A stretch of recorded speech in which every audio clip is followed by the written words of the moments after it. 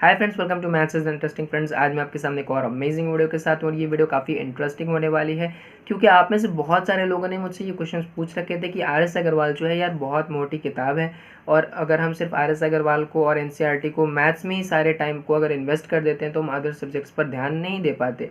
बात भी आपकी सही है क्योंकि सारे जो सब्जेक्ट्स हैं वो इक्वल वेटेज रखते हैं, तो आपको सभी को पढ़ना ज़रूरी है। अब मैं बता दूं कि आर एस अग्रवाल जो अगर आप सॉल्व कर रहे हो तो आपको बिल्कुल, अगर आप 100% आर एस अग्रवाल को सॉल्व कर रहे हो तो आप कंप्लीटली सेफ हो।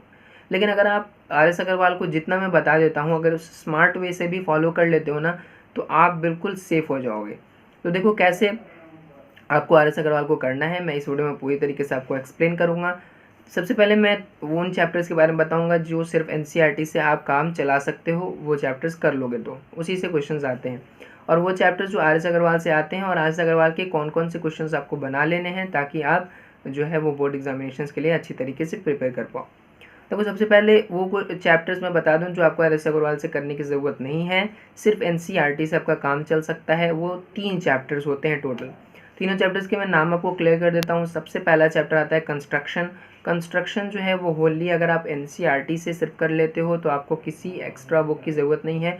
डायरेक्टली एन से ही एक क्वेश्चन उठाकर आपके कंस्ट्रक्शन में पूछ दिया जाता है। बिल्कुल नॉर्मली हर साल आपके एन से ही वो क्वेश्चंस आते हैं, तो कंस्ट्रक्शन सिर्फ एन से कर लेना। दूसरा चैप्टर है आपका स्टैटिस्टिक्स। स्टैटिस्टिक्स में भी आपको इधर उधर से क्वेश्चंस नहीं पूछे जाते हैं, डायरेक्टली एनसीईआरटी से ही क्वेश्चंस पूछे जाते हैं, तो आप स्टैटिस्टिक्स को भी एनसीईआरटी से कर सकते हो। और तीसरा चैप्टर आ जाता है जो वो आता है प्रोबेबिलिटी। प्रोबेबिलिटी भी एनसीईआरटी से आपका काम अच्छी तरीके से चल सकता है। ऐसे अगर आप कर लेते हो तो अच्छी बात है, लेकिन अगर आप एनसीईआरटी से भी करते हो तो बिल्कुल इससे जो क्वेश्चंस आएंगे वो आराम से आप बोर्ड एग्जामिनेशंस में सॉल्व कर लोगे। और हाइट्स एंड डिस्टेंस से भी रिलेटेड जो क्वेश्चन है वो ज़्यादातर एनसीईआरटी से ही पूछे जाते हैं, बट अगर आप आर एस अग्रवाल कर लेते हो तो वो अच्छा रहता है। तो ये सारी बात हो गई कि कौन कौन से चैप्टर्स जो है वो आर एस अग्रवाल के आपको नहीं करने। अब जो चैप्टर्स करने हैं उनमें आपको क्या क्या करना है वो भी मैं क्लियर कर दूँ। आर एस अग्रवाल में 100% क्वेश्चन आप अगर नहीं भी करते हो तो आप बिल्कुल सेफ हो। 60% क्वेश्चन आर एस अग्रवाल के बट आपको सॉल्व करने पड़ेंगे। कैसे वो मैं बता देता हूँ। 2 पार्ट में आप क्लासीफाई कर लो बुक को, एक एग्जाम्पल्स और एक एक्सरसाइज। एग्जाम्पल्स किसी भी बुक के बहुत इंपॉर्टेंट होते हैं, और इसीलिए आर एस अग्रवाल के इम्पॉर्टेंट भी जो एग्जाम्पल्स हैं वो काफ़ी इंपॉर्टेंट हैं, क्योंकि बोर्ड एग्जामिनेशंस में एग्जाम्पल से डायरेक्ट उठाकर विदाउट नंबर्स भी चेंज नहीं करते और ऐसे ही पूछ देते हैं क्वेश्चंस। तो एनसीईआरटी के एग्जाम्पल्स के एक भी क्वेश्चन आपको नहीं छोड़ने हैं, एग्जाम्पल के सारे क्वेश्चंस को अच्छी तरीके से सॉल्व करना है।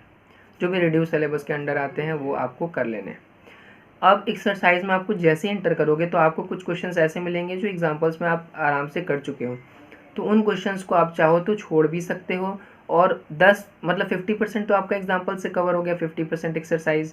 तो एक्सरसाइज में आप वैसे ही क्वेश्चंस करो जो एग्जांपल्स में जिस तरीके के क्वेश्चंस नहीं कराए रखे हैं, थोड़े नए टाइप के क्वेश्चंस जो हैं वो एक्सरसाइज से आप करो, और एग्जाम्पल्स पूरी तरीके से सॉल्व करोगे तो आपका काम बिल्कुल आराम से बन सकता है, आप बहुत अच्छा सा स्कोर कर सकते हो।